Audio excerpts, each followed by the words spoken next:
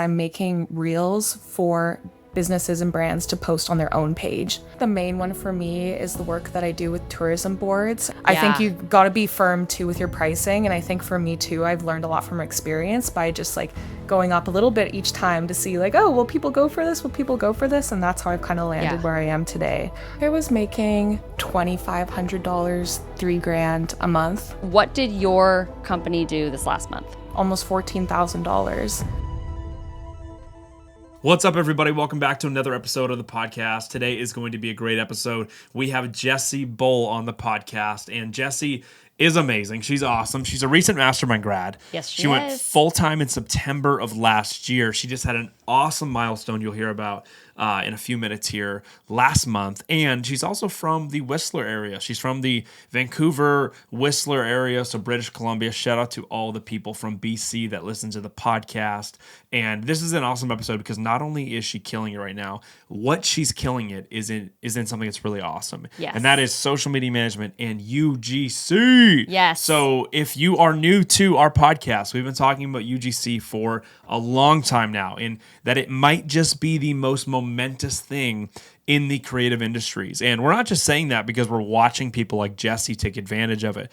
We're saying that because we are getting asked for more of it on our shoots with long-term clients of ours that always have preferred really high-end photo and video. And now they're asking us if I can ditch some of the big camera stuff and shoot more on our phones, which is crazy. So how do you take advantage of the world of UGC? How do you take advantage of the new creator economy that we are living in? And it is a great one. It is a great economy. It's a great time to be a creative. And Jessie is a phenomenal example of that. So this story really breaks down how she got into doing content creation, what it looks like to take clients from $400 a month to $1,900 a month. How do you have the price raise conversation?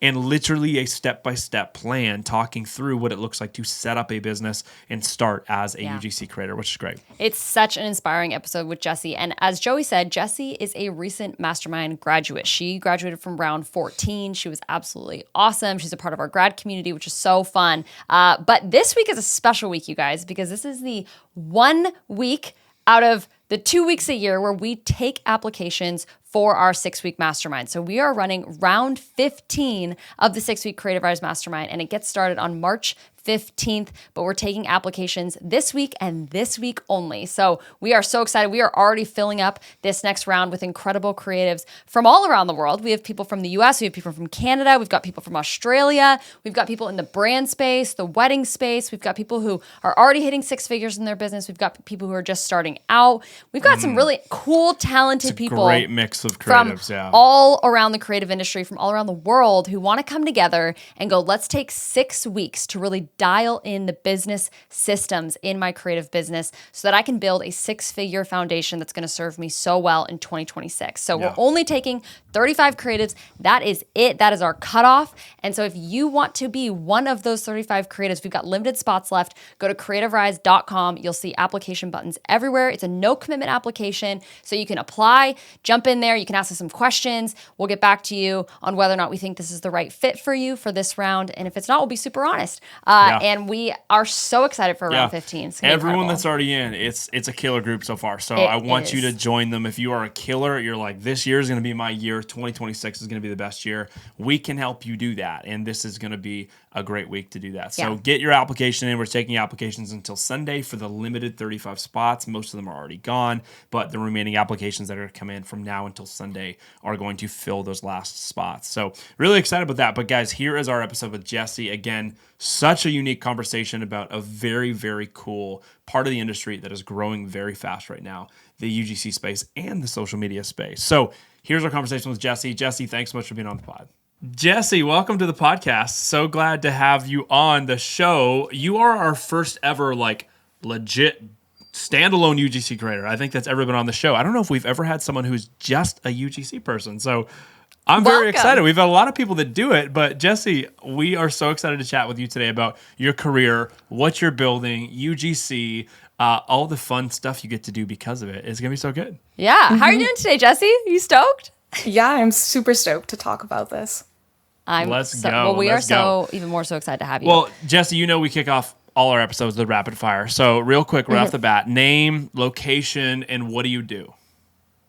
Okay, so I'm Jessie Bull. I am based out of British Columbia, Canada. I actually grew up super close to Whistler, which is like massive ski resort.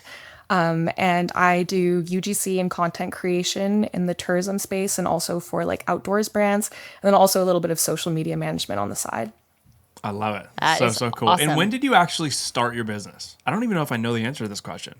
Yeah, so I first got into social media management maybe 3 or 4 years ago. I was kind of like in between jobs and I was like, I need money right now. And so I picked up a couple clients, which I actually still have till this day. But then I did end up getting another in-house marketing job. Was there for the past 2.5, 3 years, and then just quit that back in September and kind of went full-time freelance. So it's been a few years, but I've like only really been full-time in this since September. First full-time year. Which is September's just about the time that you incredible. jumped into the mastermind too, because I think that was last September when we started. So fresh, right on into the mastermind. Okay, fun question for you. This will be interesting to see what a UGC creator says. But we got kill, date, marry. Okay, Sony, Canon, iPhone. Yeah. Oh, that's tough. I think marry iPhone. I actually grew up like shooting on a Sony. I still have a Sony camera today, but I just find that for like the convenience and ease, I reach for my phone way more than I do for my camera. 100%. I would date Sony and kill Canon.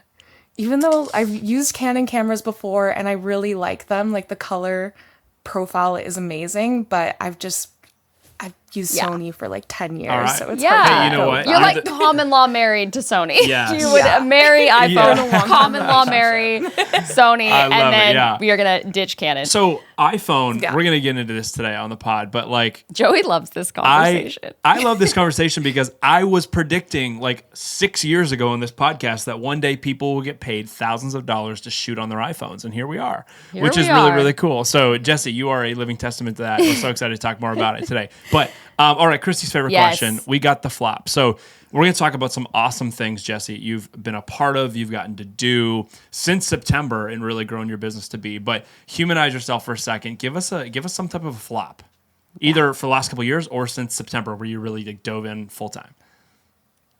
Yeah. My flop actually would have to be when I started out doing social media management. I had no idea what I was doing, and the person that I was going to do work for wanted to pay me hourly. And I knew well enough that I shouldn't charge hourly for like monthly deliverables when it came to like creating content and posting. But I set my rate at like $400 a month for creating all their content on Instagram and posting. It was probably like 16 to 20 posts a week. And like 60% of that was videos, which I know now is way too low. And I was going in there like once every week for a couple hours to take this content. Like it wasn't batched out either. So looking back, when you break it down hourly, it was probably like below minimum wage what I was doing. Did you say 16 to 20 videos per week? Yeah. Oh yeah, she was pumping out content. What industry was this client in? $400. 16. I love it. 16 to 20 videos per month. Oh, Okay, per month. Okay. I was like, per And week? What industry was this client That's in? still a lot. It's a dental office, and Okay. I still work with her today. So I've had to raise my prices multiple times. But Yes. which is Yes. okay. So that's a great thing that we can actually talk about. So we're gonna put a little Pin in note in that. Put a little pin in that. That's what I was trying to say. Put a little pin in that, and we'll revisit that conversation because that is a super important conversation. How do you Yes. raise rates on a client that's already working with you, especially a retainer client? Because that is a very difficult conversation. Just to give people a little bit of an insight into that conversation. So that client went from $400 a month. Where's that client at now? Because you said you're still working with them. we got up to $1,900 a month now. Okay, so you Love it. over 4x your rate. I love it. So and we're they're a gonna have great that client, and you conversation. love working with them, which Yeah. is awesome. So Yeah. So cool. That's so really, really cool. We're gonna get into that later on in this episode, but I want to open with Jessie, UGC, but specifically, your business is only 6 months old at this point, maybe something like that, 6-7 months old. Last month, you had your biggest month ever, and I want to one publicly celebrate you for that, which is awesome. But give the people listening to the pod, what happened last month? What did you do? And well, can I interject real quick? Yeah. What were you making per month this same time last year? Do you remember like an estimate of like what you'd be making monthly, or maybe what you'd be making monthly in like September when you went to go start full time? Oh, that's a good question. I think I was making probably like $2,500, $3,000 a month on my social media business. Okay. And what did your company do this last month? I did almost $14,000 in UGC social media, and then on top of that, an extra $3,000 of worth of like contra products. Yeah, which is so crazy. And that is quite the difference in Yeah. 1 year. That's a big. Yeah. What X is that, Joey? 2,500 to 14. I don't know. That's like just under 7x, 6x something, which is That's amazing. incredible. So Jessie, here's my question. How does that feel? I want to set the stage with that because you're coming off your biggest month ever, which is incredible. What was running through your head when you were doing all your numbers, adding it all up, and you're like, whoa, look where I ended up?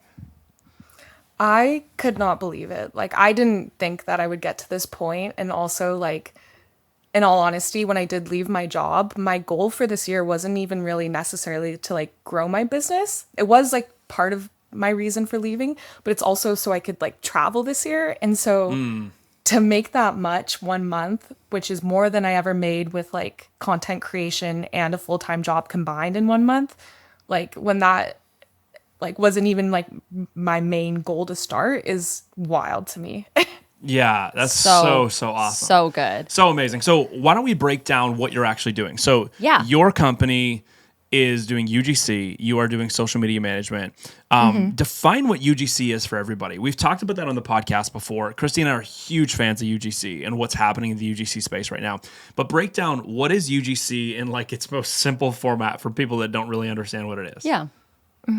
Yeah, so UGC is user-generated content, and basically, in my case, what I do is I'm making reels for businesses and brands to post on their own page. That just comes from someone else's perspective. Yeah. That's a great take. I love that perspective piece. That's so good. And so a lot of people have the fear of UGC because they think like UGC is I got to get in my pajamas, I got to be in my living room dancing and posting it on TikTok, and like that's what UGC is. It's like low quality. Or I have to post it. Yeah, too. it's low quality stuff I have to post on my own feed of me filming myself primarily on my iPhone. And that's not true, correct? Yeah, not true. Yeah, so give us an understanding, like, what does UGC look like for you? What's a normal or a cool example of a UGC video that would help everyone who's listening to this really paint the picture of what type of jobs you're getting hired to do as a UGC creator? Yeah, so I'd say like the main one for me is the work that I do with tourism boards. And so before, like the way that we would work together is they would kind of come with an idea of like, we want someone to capture this experience, this like thing for us, and like they basically just give you creative freedom to go out and do that. A lot of the times it's like a tour or like an event going on in the area. And so that's how I kind of like started out working with UGC with tourism brands. And now what I'm doing is I'm kind of pitching series and concepts to them, being like, oh, we could highlight this, we could highlight that, we could do all these different things. And it's not like content that I'm filming at home, which I know like is what people kind of think of UGC. It's like pushing a product, and I'm actually more so doing like this is an experience. And the cool thing too is a lot of this is like faceless content, which I think is interesting because maybe people don't really consider that aspect of UGC. You don't have to be in yourself. Although I will say that being in those videos or even like speaking in those videos is something that is valuable to them as well. Super valuable. Totally. Yeah. I love it. So from a very like creative perspective, break it down a little bit more. How long are these videos? How long does it take to make one of these videos? For people who are like, I'm super new to the idea of UGC, and Joey and Christy won't shut up about it, and Jessie's a great example of someone who's making awesome money doing it. Break it down a little bit for someone who's like, I want to maybe start trying to do some UGC. Yeah, I'd say the videos range anywhere from like 15 seconds to 45 seconds, like never really longer than that. And like the time that it takes to make it really depends on the content of the video, like in the tourism way. Like sometimes if it's just like going on one experience and doing like a montage, then that's doesn't take too much time, and also those edits are usually shorter, whereas like some of the videos I've been doing recently are like a roundup of a bunch of different experiences, so those take like multiple days to go out and do the things, and usually Yeah. like those videos are on like the 45-second long side. So it really depends, and honestly when I like price it I factor in like, yeah, how much am I gonna have to go out and do these things, you know? Yeah, totally. So I'd love to dive into prices because I feel like people, especially in the UGC space, can be very hush hush about pricing and all of that kind of stuff. But first, I want to break down your $15,000 or your $13,500 a month, which is incredible. What did that break down into? Like, what were those jobs? How much did you charge for those jobs? Like, can you break that down for us Yeah, and how the many audience? clients was that last month? That was between maybe like 6 different clients, I think. Love Okay. Awesome. Yeah. And how many of those were, what portion of that was like retainer client? So $4,000 of that would be from retainers. Love it. On the Sweet. social media side. The Love UGC it. was more like packages that I had put together that to be completed over the month. Yeah. Okay, amazing. So $4,000 was like the retainer, and then all the rest of it was UGC, Yeah. which is so cool. Yeah. So why don't you break down pricing for us? What does it look like if a company or a tourism board or a brand or a product company wanted to reach out to you and wanted you to create UGC videos for them? How would you price that? Do you have packages? If you do have packages, what do those look like? What's included? And then what's the like dollar sign on those? Yeah, so right now I'm kind of just like taking it as it comes, and like obviously my offer like changes a little bit, but I'd say on average like a basic montage video that I'm doing would probably be like $600, whereas something that's like a little more involved I bump it up to like anywhere from like $900 to $1,200 per video, just depending Yeah. on how much time it will take me to actually make that. And then I will say too that actually some of the videos that I'm doing are also being posted to my account. So then I guess it goes more into the influencing side of stuff. Yeah. Yeah. But then obviously I add on extra money for like what platforms is it being posted on my page, and do they have like, are they going to run ads with it? All that stuff. Very cool. So good. I love it. And, you know, a lot of people think, oh, well, UGC, it's just like quick shots you shoot on your phone, as we've been talking about. A lot of people undervalue it. And Christy and I and you, Jessie, obviously we're super big fans of how much value UGC actually has. Yes. Here's a good example of it for everyone who's listening. And Jessie, I don't know if you've seen this, but on multiple of the flights that I've been on, either from Canada to the US, across the US, I think also when we flew to Hawaii a couple weeks ago, I saw the same thing. When all the planes are doing like free Wi-Fi now, you know, and so you got to go log on. You click on the free Wi-Fi, and then it makes you watch an ad prior to actually like getting the free Wi-Fi. And almost every single ad I've seen recently on these airline carriers, they're using UGC as the ads. It's no longer some like massive Yeah. $600,000 Yeah, so production budget for some Yeah. Mercedes-Benz commercial. It's now like some, like example, when we were flying to Canada a couple months ago, I think there was an ad of somebody talking about what it looks like to fly with Air Canada to Europe.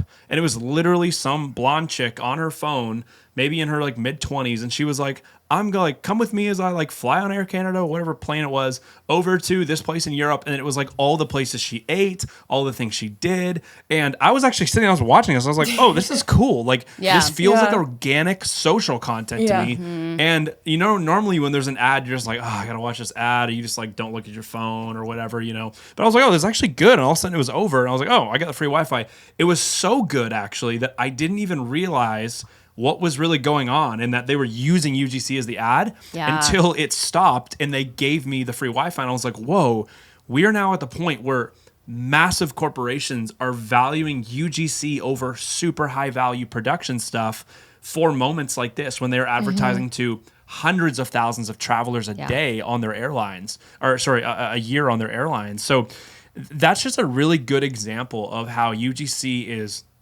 is really taking a lot of the market in terms of what people are paying for when it comes to creative. Jessie, I would love to know, you said like a $600 video is like what you start at for a UGC video, and it can go all the way up to $1,200 just to make the content. And then if you're posting it yourself or you're licensing it for paid, it gets even more expensive. I remember when I used to go on like 2-3 day shoots, shooting for businesses to make $1,200, and I was bringing like all the gear I could possibly find to make it look impressive and big. You know, when you walk into a business, you want to have like all this gear so they feel like confident in the people they hired. And here you are just rocking up with a $1,200 UGC video. So break down, like, why do you think brands are willing to pay $1,200 for a singular UGC video? What is the psychology or the marketing strategy behind that you think brands are so obsessed with right now? I mean, I think it's exactly what you're talking about with the airline example. People see content like that, and it's harder to discern against like other organic content in their feeds. I know for me, like if I'm scrolling on TikTok and I see a really well shot, like high quality video come across, immediately I'm like, that's an ad. I'm not going to watch that. But if I see someone like had filmed it on their iPhone and it's like a person and they're talking like that, like you said, you kind of stick around and you watch for a little longer. So I just think that with the algorithm on Instagram and TikTok, like I think they do tend to perform better as ads, in my opinion. And if the budget is smaller for that, then brands are going to go for it. Yeah. I love that. I think that it's so strategic right now. And you know what? Joey's prediction is coming true, everybody. And Jessie is literally proof of that, which is amazing. So cool. Let's talk a little bit, because we all believe, and I think a lot of companies really believe, that UGC is so valuable. But how do you break out of the, we'll just send you some free product? Like, how do you break out of the like, oh yeah, well, like that's so great. Actually, can we just send you something? Or, oh, we'll throw like $100 your way or something like that. How do you get out of that? Because I think that's the common complaint of people trying to get into UGC or influencing is they're like, oh, I just keep getting free product stuff and I'm done getting free product. I don't want it. Like, I just want to get paid. Yeah, that's a great question. I feel like, first of all, it comes down to finding the right people to work with, and what their budgets are, whether that's on the brand side or the tourism space, who's going to value this the highest. I think that's like the first part, is just finding the right people. Some people aren't going to put as much of a value on like paying for social content as others.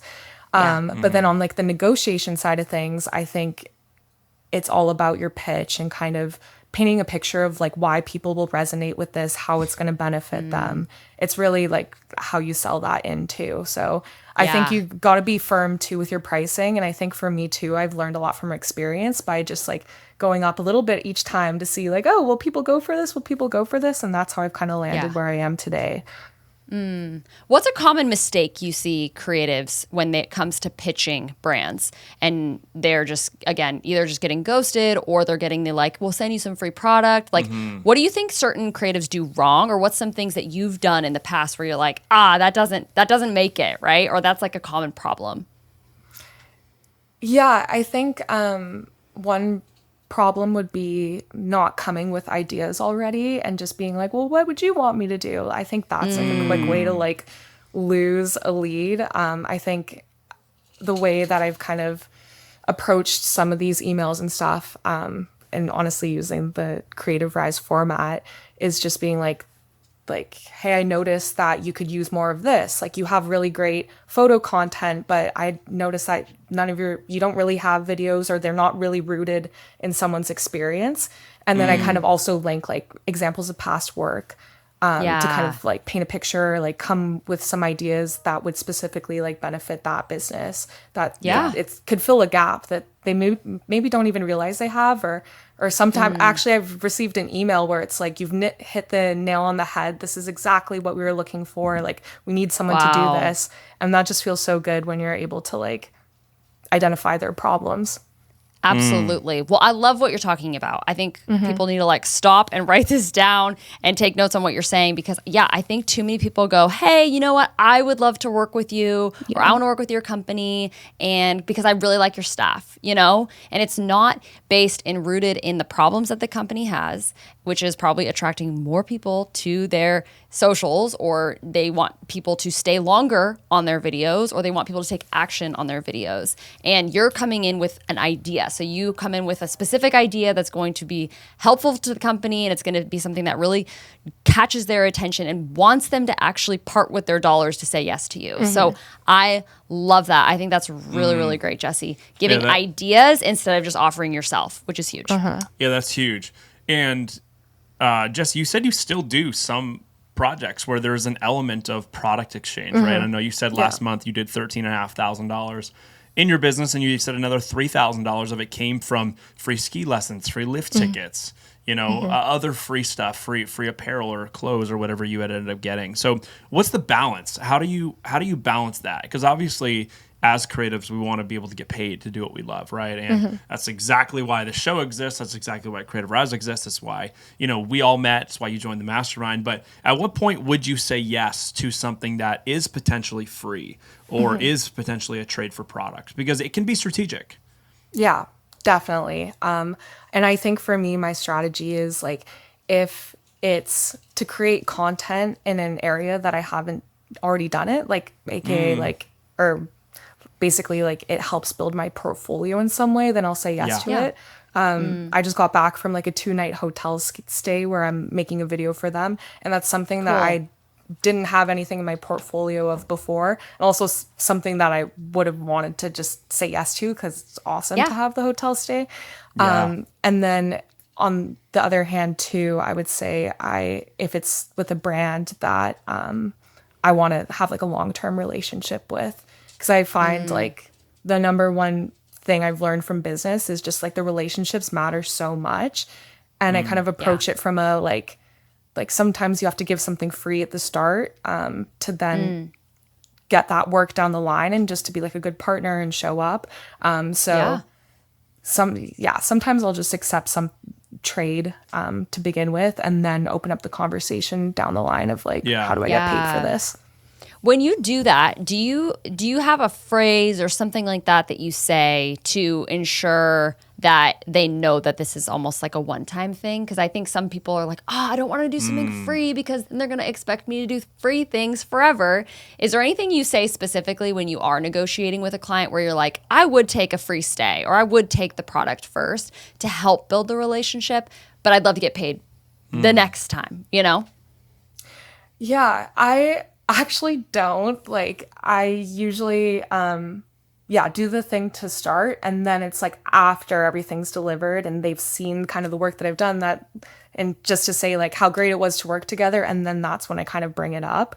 Cool. I know full well that like maybe if the expectation isn't there to begin with, then they might not go for it. But I kind of like to save those negotiation pieces for after I've already done like, and they've seen the work that I can do for them. Absolutely. Yeah. Absolutely. I love it. That's cool. Well, your hotel stay, was it this past weekend? You were at a super awesome hotel, it looked like. Was that this past weekend? Yeah. So was that for free? Yeah, it was for free. Sweet. So Amazing. That's for free. And what's cool about this for everybody listening, if you're like, okay, how do I leverage free stuff? As Jessie said, free stuff can build for relationships with the person you did it for free with, right? You do a great job for free. They're obviously going to trust you with dollars down the road. But almost more importantly, if someone allows you to do something for free, do a great job. And Jessie, I was thinking this as I was watching you do your stay over this weekend and posting awesome content at this hotel. And I'm like, dang, where's this hotel? I want to take Kirsty there.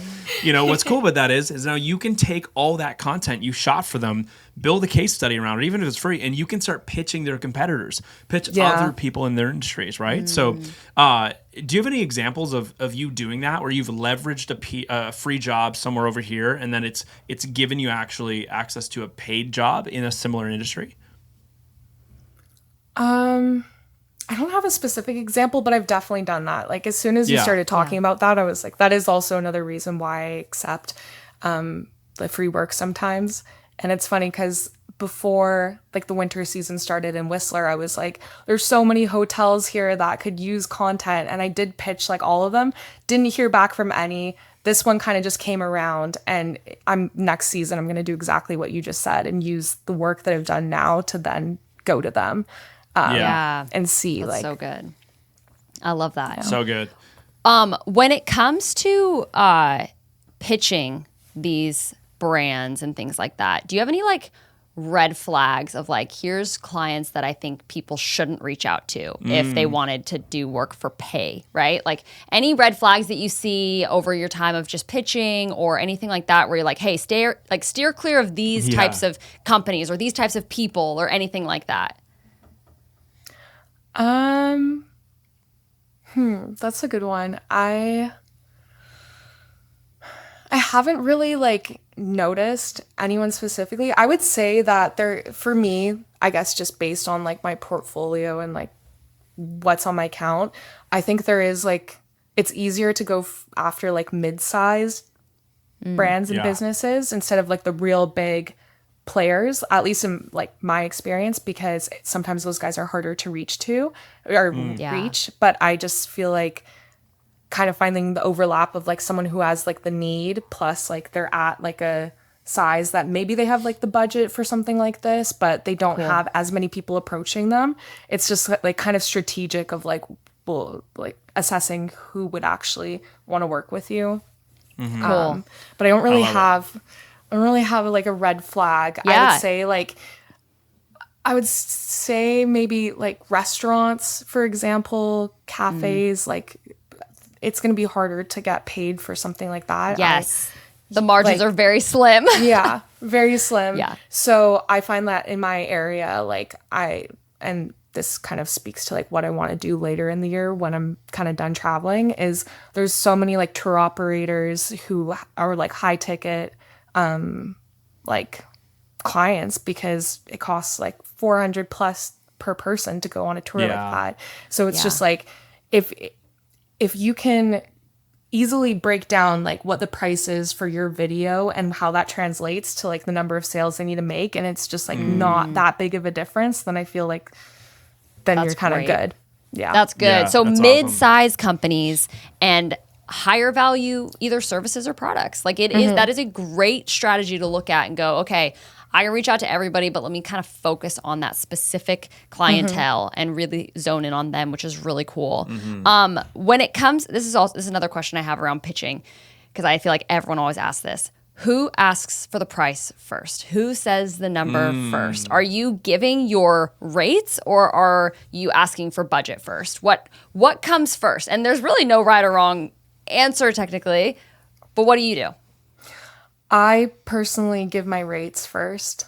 I don't know if I've ever asked for budget because I feel like it makes the conversation like more efficient in my experience. Yes. I'm just way more like efficient. this is what I'm working with. It's kind of this range. If you then tell me like what, because sometimes like these projects are coming, like they're inbound, and so they already have like something in mind, and so I'm like, this is kind of like a range, and then if you give me the brief and you tell me the length of it and talking points, and they're gonna have to be on camera, then we can kind of narrow in. But I want to quickly determine whether it's even in their range, you know, by like being upfront with that.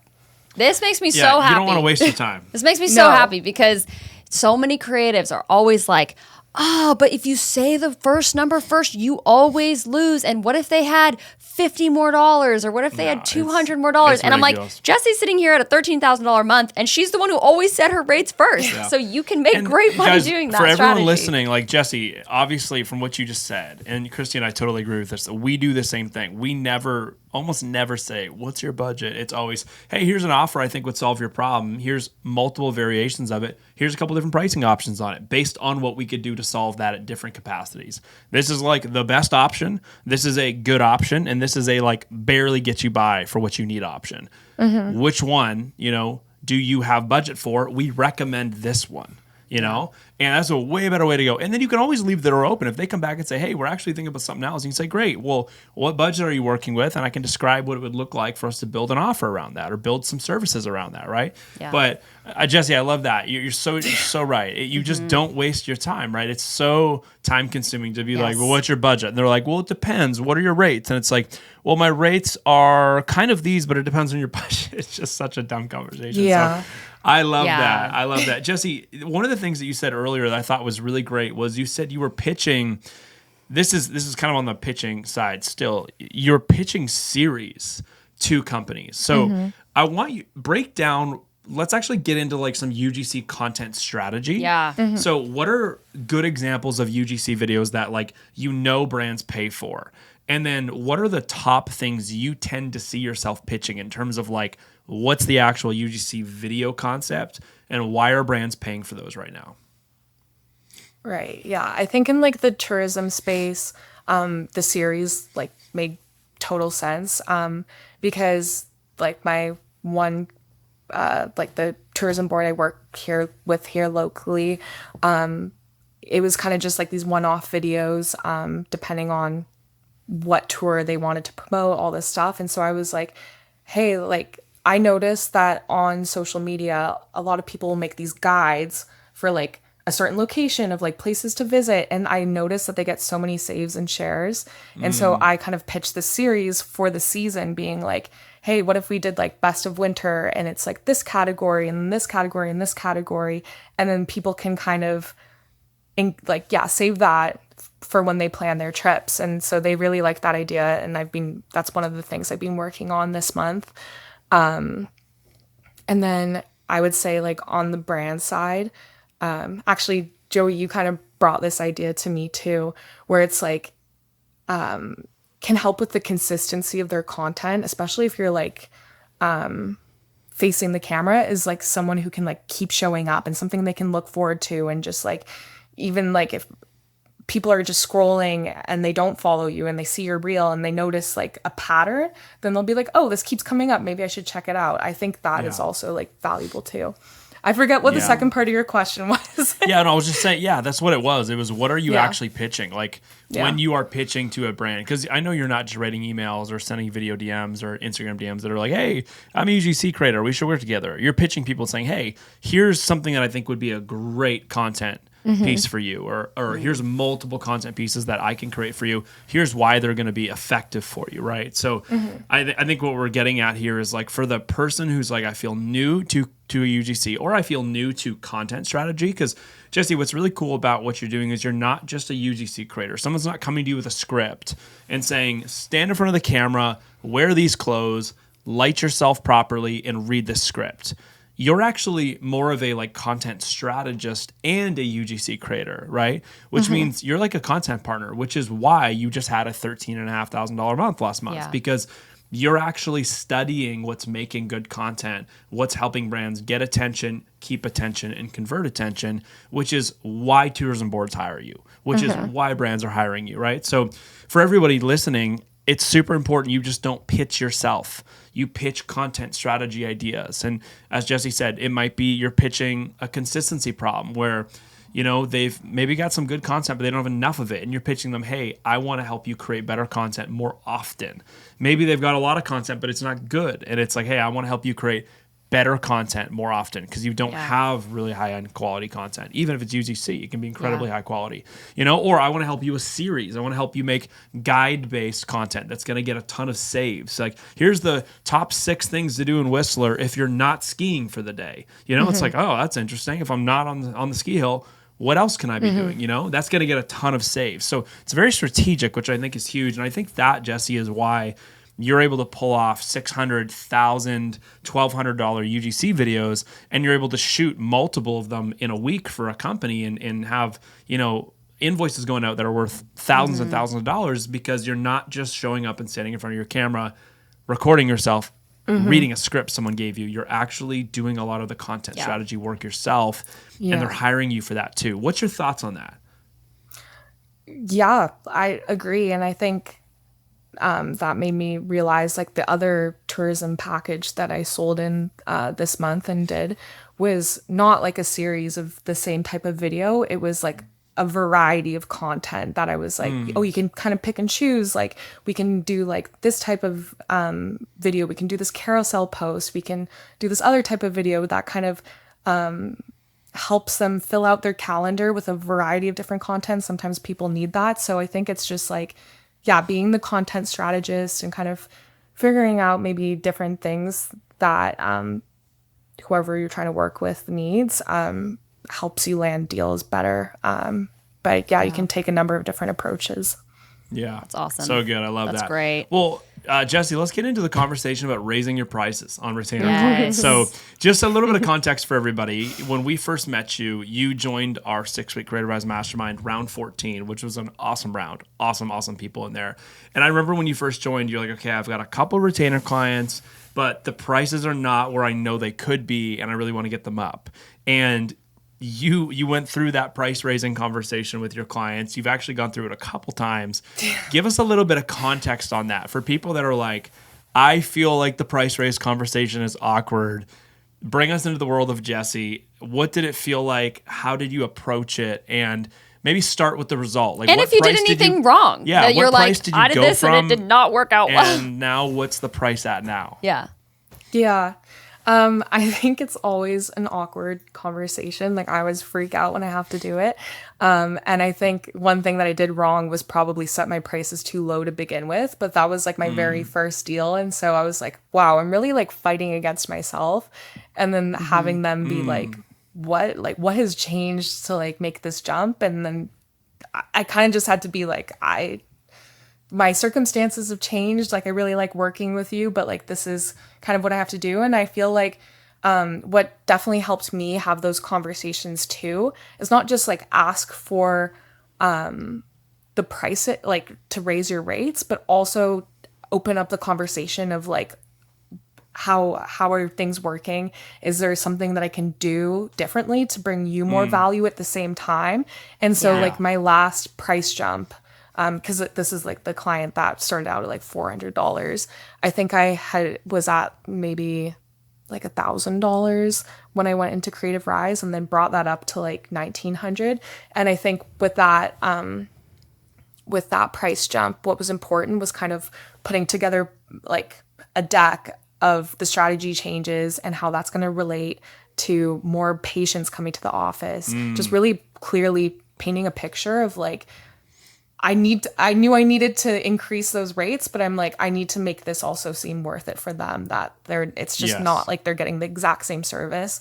And we kind of had to like go back and forth. Like I actually had originally pitched them like a higher price, but we went down, and we also kind of brought in like extra services that really don't take too much more time for me, but it's something that they didn't want to do themselves, which was like just boosting a couple posts a month, which really wasn't a lot for me. But I would say it's a little bit of a song and dance when you have those conversations, and just understanding who you're talking to and where they're coming from when they hear something like that, because they also don't want to feel like they're being taken advantage of and you're just like constantly trying to get more money from them. It's like, absolutely, think of what you can give too. Yeah. I like that. I like that a lot. Think about what you can give, because I think you're right. You can approach the price raise conversation and basically just go like, hey, I need, more money for what we're existingly doing, right? And you can have the price raise conversation that way. But I do lean on the side of what you're talking about, of like, bring in opportunities where you can grow with them, not only with your price, but what you are responsible for. And then you become responsible for more things. It becomes harder to let you go, which is a big deal. And that is like some good leverage for actually raising your prices. Yeah, so good. And I love how you also were like, okay, I'm going to anchor them up here, and I'm going to, because they've obviously trusted me in the past, I appreciate the business, I'm going to be willing to make it a little bit more cost effective for them. So that's what Christy and I say all the time at Creative Rise to people when they're having these conversations is, let's say you're going from $1,000 to $1,800, and all your new clients are signing on at $1,800, but your old clients are at $1,000. You can pitch them and say, hey, like, for many reasons, my prices are going up. here's a couple of them. Here's what you're now going to be getting serviced with. It's going to be more valuable. Here's all the ways we're going to be bringing more value to you month by month. And new price is going up to $1,800, but because you've been a client of ours for a while, we really appreciate the business. We are wanting to give you a cost-effective rate of $1,650. So they're getting $150 off a month. Super smart to do that as well, to really show your appreciation and honor them that way, which is great. But I love it. It's so cool to see that those clients have stuck with you, Jessie, and you've done a great job of having that price raise conversation, which can be very difficult. So absolutely, yeah, very, very cool. I just want to dive in real quick into your retainers. So so you're doing UGC videos for clients and companies and things like that, but you're also doing some social media stuff. You're doing monthly content creation. What does that look like? Is that all with iPhone? Are you using camera stuff for any of that? Can you do something like that with only iPhone? Talk about those packages and your current clients that you have on those retainers. Yeah, so with my social media retainer side of things, honestly, my offer is different between each client. So the dental office it's all iPhone content. I'm the one going in there shooting myself. Now, like when I said when I started out, I was going in once a week. Now I go in like once a month, and we're batching out videos and photos. And I don't spend more than like a couple hours in there. And if you just go in with a plan, then you can complete this stuff like pretty fast. But yeah, it's totally possible to do that with just an iPhone. Then I also do social media management for a podcast. That is just doing like the uploading. I don't create the content. They film like the videos, send me the reels, and I'm more of, just managing the social media, but then also being a bit of a strategist. Week to week on the calls, just talking about how social media is going and what we can do. And then the other retainer that I have, this is more recent, but I'm really excited about it. It is a energy gum brand that's based here, and I'm more of like an overall marketing strategist. That it's just me and the founder, and hoping to like build this up together. So I'm doing social media management for her, but then I'm also doing like other marketing stuff. Cool. Which I can kind of use my background from working corporate for the past couple of years as like a marketing manager, kind of just translated over. So that's a little more involved. But I guess those are my retainers. Each one's different. And so cool. Yeah, I love that. Well, I love it because you can just have an iPhone and have a complete full social media content creation agency. Yeah. You don't have to go on hire a videographer. You don't have to go hire a like professional photographer, quote unquote. Here's the question for last month. So last month you do $13,500 in your business. Did you shoot any of that on your professional camera, or was it all iPhone? No, it was all on my iPhone. Which is incredible. That's so awesome. 2026, baby. I love Here we 2026. I don't think I've it's ever just done so cool. any paid work with my camera. I think it's just been for there you fun. go. Like that is so cool that we live in a world, Jesse, where you're getting hired by. This is my favorite thing. Okay, so we gotta clip that. Like That's Tourism so Whistler, right? Like Tourism Whistler's hiring you to do really cool stuff, correct? Yeah. So like that would have been growing up in Canada, growing up in Ontario, which is not Whistler. We grew up in two very different places. My dream growing up was to like grow up, move out west, ski, and in a lot of ways I did a lot of that stuff. And thinking about working with a company like Tourism Whistler, because I worked with tourism boards from a young age when I started my business back in Ontario, and Tourism Whistler would have just been like the dream. And I would have always thought, like, you got to have this, like, crazy concept, crazy crew, and then Jessie's just out here with her iPhone making awesome content that's going to perform pretty much better probably than anything. Better than what which is so done. Cool for day-to-day social stuff and a lot of their ads. So anyways, I say that to say, Jessie, it's so cool to see you and a bunch of other people just pioneering this UGC space that is undeniably here to stay, and I think is the most valuable place that all of us can put our time, energy, and resources as creators. We said this before on the pod, we'll say it again, but like Christy and I, a couple weeks ago, were on a multiple $15,000 campaign shoot, like 5-figure plus campaign shoot, and they literally asked us right before we went out there to shoot it. They're like, "Can you do less professional video and more UGC?" And I'm just like, this is incredible that a client is now asking me to put away my camera and use my phone. But here's the thing. They're not asking simply because they want what it looks like to be shot on an iPhone. Of course, they want the relatability and the comfortability of something looking organic and natural on an iPhone. But more importantly, they wanted the stuff that often comes with UGC, which is a little bit more strategic. It's valuing strategy over pretty. It's valuing strategy over great color. It's valuing strategy over polish. Yeah. And I think that's the thing that stands out to me, Jessie, as I look at your career so far. I hear you talk about all your clients. I see the jobs you're working on, and I see, and we get to celebrate with you things like last month you doing $13,500. And I look at that and I go, man, that's amazing. She's putting all of her time and energy and investment into UGC, and which is why she's being rewarded for that. But you're also really going at it from a strategic perspective, which is cool. So for everybody listening to the podcast who's like, I want to get more into UGC, I want you to make sure you identify yourself as like, I'm going to get better at UGC content and the strategy involved in making good UGC content. Because if you make crappy content with a professional camera and you make crappy content with an iPhone, it's not going to help you get ahead, in the day and age we're living in the world that is rewarding creatives at the pace and scale it is. You've got to get into the strategy side. So maybe that's the biggest takeaway for this podcast. Whether you're shooting photo, whether you're shooting video, whether you're shooting UGC, you've got to come at it from a very strategic spot, and you've got to think about it like a content strategist, because the world today is rewarding and is seeking after those people more than ever. Which is really cool. So Jessie, you were a part of round 14 of the mastermind. So that was this last September, and that's kind of when you decided to go full time. Take us back to back then. Why did you decide to join? Like what were you like feeling? What were you thinking? What spot were you in kind of before you jumped in?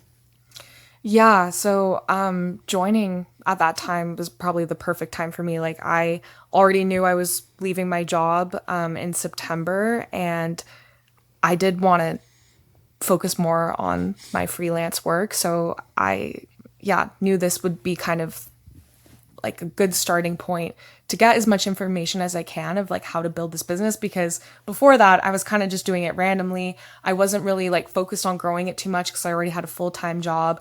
I wasn't really pricing too high because I was like, I have a full-time job. So I didn't really have a lot of strategy before that. And so I knew doing the mastermind at that time, like I was like, this is going to set me up for this next year.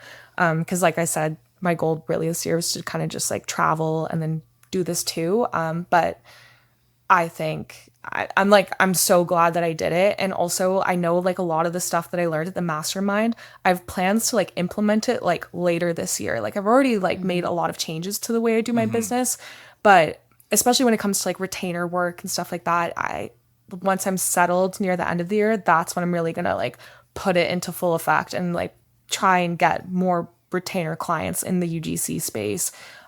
Because right now I'm here 1 month and I'm gone for 2 months. I can't really be like the best retainer partner right now. But yeah, that's why I decided to do it then, and I'm so glad I did. I love it. That's awesome. What's something in the mastermind you feel like you really took away?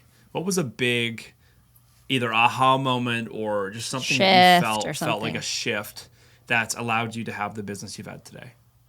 I think like the number one thing for me that I've used so far has been like how to bundle offers, how to kind of like upsell people on things. Because like I said before, when it comes to like the UGC stuff, I was kind of doing like one-off and they were like coming to me. I wasn't being proactive. And so like a lot of the money that I've made recently has been from like these bundle offers and like crafting my pitch in a better way. But that's kind of just where I'm at right now in my business. And yeah, further down the line, I'll definitely use some of the other stuff too. Yeah, that's awesome. So good. I mean, offers are the most important thing, right? If what you're selling is either priced wrong or it's not valuable, the rest of your business, no matter how good your marketing is, how good you are at sales or scaling a business in general, you're going to struggle if the offers are the bottleneck. So I love that. That's so cool. And we've seen you service stack. We've seen you bundle your offers really well, which is great. Yeah. What would you say to someone who's like, I kind of been looking at this thing for a bit. I'm interested, but I don't know, what would you say to somebody that's somewhat on the fence? Yeah. That, whether it's something like this mastermind, whether it's some other type of investment into the business side of growing their business, what's your advice for someone who's considering looking at an option like that?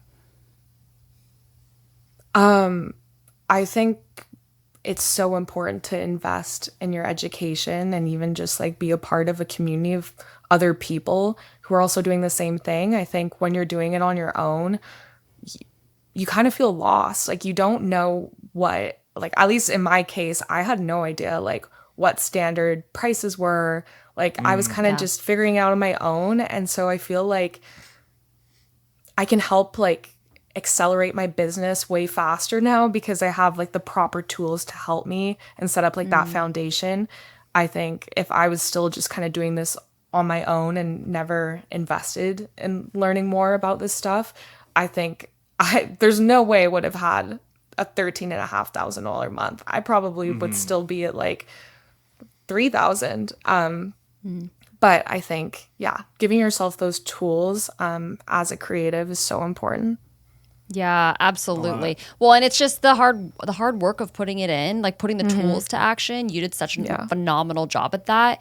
And we're huge fans of just like, get what you need, you know? Like if you know that you need support in this area or the creative area or the business area, like go get the support. Like life's short, like build the business you want, but you got to have the tools to be able to get there. And I applaud you for seeking that out and like knowing this is what I need and then actually putting it into action and even having stuff down the road that you're like, these are things that I want to put in action in the future to be able to still continue to grow. Like it's so fun to watch the evolution of everyone's businesses over the years because it just, people change all the time. And it's so cool to watch. So good. All right, here's a very specific wrap-up question, okay?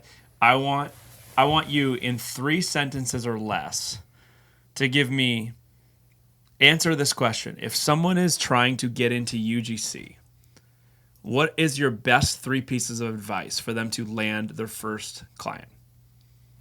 As concise as possible, 3 sentences or less. For the first client, I would say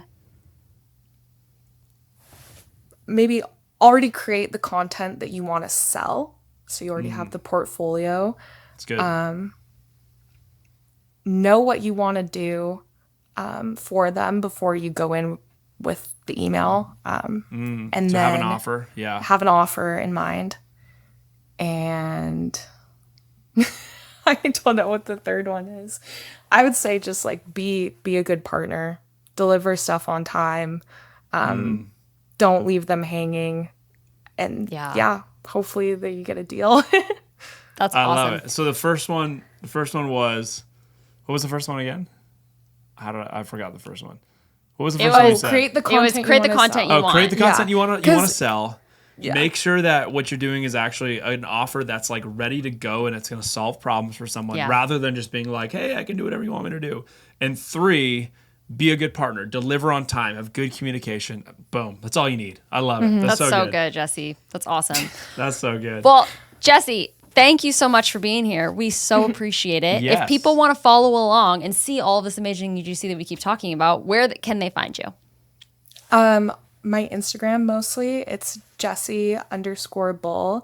I like to keep my repost section on my Instagram specifically for UGC content that hasn't been like posted on my page, so you can look at it there. Cool. Yeah, Nice. and then I also have TikTok, Jessie Bull with 3 L's instead of 2. Love it. Love There's it. another Jessie Bull on TikTok somewhere, and we will all Took go my She username. took block it. her. Well, that's awesome. And we'll link all of that in the show notes as well so Yeah. people can follow along. Yeah, Jessie, thanks so much for being on the pod. We're going to have to get you back on in like another year to Yes. get an update on like Yes. where you're at with all this stuff. things are gonna be Absolutely. Yeah, and Things hear are gonna be about this different. whole year of travel that you got coming up. And So I cool. mean, you're starting the year off so strong. The biggest month you've ever had, you know, making more than you were making in your previous job and your business combined is what you made last month, which is so epic.